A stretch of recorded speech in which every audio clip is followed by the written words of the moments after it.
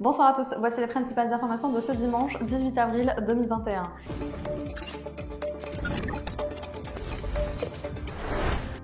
La grève des postiers s'est poursuivie ce dimanche dans de nombreux bureaux de poste à travers plusieurs wilayas du pays, malgré les promesses de la direction d'Algérie Post de prendre en charge les revendications des travailleurs.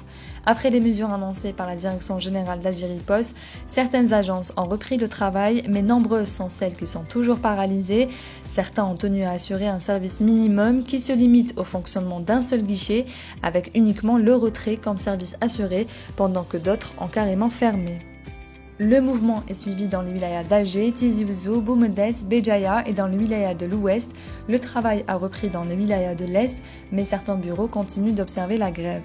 Aux revendications socio-professionnelles s'est ajoutée la colère contre la suspension de Zawi Abdelrahman par la direction générale d'Algérie Post. Ce dernier s'est distingué par son discours face au ministre de la Poste au 12e jour de la grève. Hier soir, cet employé a annoncé la décision de sa suspension, provoquant un vent de colère chez de nombreux travailleurs.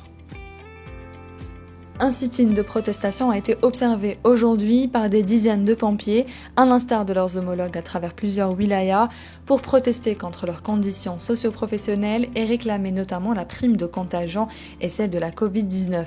Ce premier sit-in serait le premier dans une longue liste de mouvements programmés au cas où les responsables continueront à ignorer le malaise qui ronge les pompiers selon leur dire.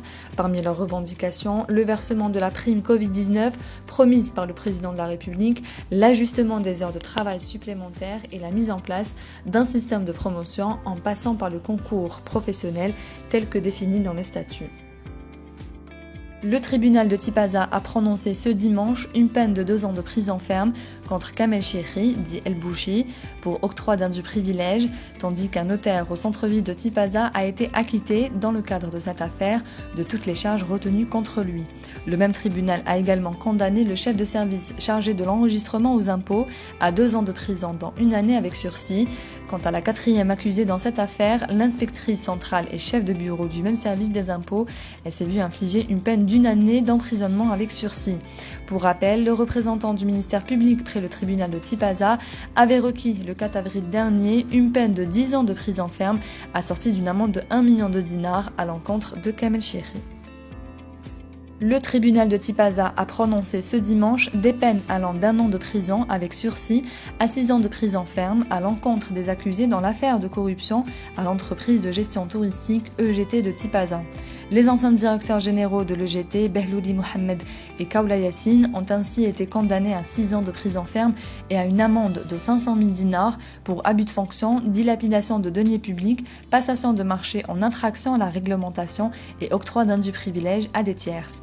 Le tribunal a par ailleurs acquitté 9 autres accusés, dont l'actuel directeur général de l'EGT, Boudouma Mohamed, et des directeurs centraux. Le professeur Mahyaoui, membre du comité national de suivi de la pandémie du Covid-19, alerte contre l'aggravation de la crise pandémique dans notre pays qui connaît l'intrusion des variants étrangers et un frémissement quant à un acheminement de la situation vers une 3e vague du coronavirus. Après une situation confortablement stable durant plusieurs semaines, il y a rebond du nombre de contaminations dû essentiellement à l'ouverture des espaces publics doublé d'un relâchement général au point où le port de masque est devenu aléatoire, constate le professeur qui avertit qu'on n'est pas à l'abri d'une 3e vague, celle-ci menace la société de par la négligence à titre individuel et collectif. La passation de consignes entre le président sortant de la Fédération algérienne de football, Khaled Nzetchi, et son successeur, Sharafeddine Amara, aura lieu mardi, a annoncé aujourd'hui une instance fédérale. Cette opération sera supervisée par la commission de passation de consignes qui a entamé son travail dimanche pour préparer le passage de relais entre les 2 hommes. Pour rappel, Sharafeddine Amara, seul candidat en lice, a été élu à la tête de la FAF pour le mandat olympique 2021-2024 lors des travaux de l'Assemblée générale élective tenue jeudi soir à Alger. Sur un total de 88 membres votants, Amara a obtenu 75 voix contre 13 non. C'est la fin de ce journal, merci de l'avoir suivi. On se retrouve demain à la même heure sur notre page Facebook.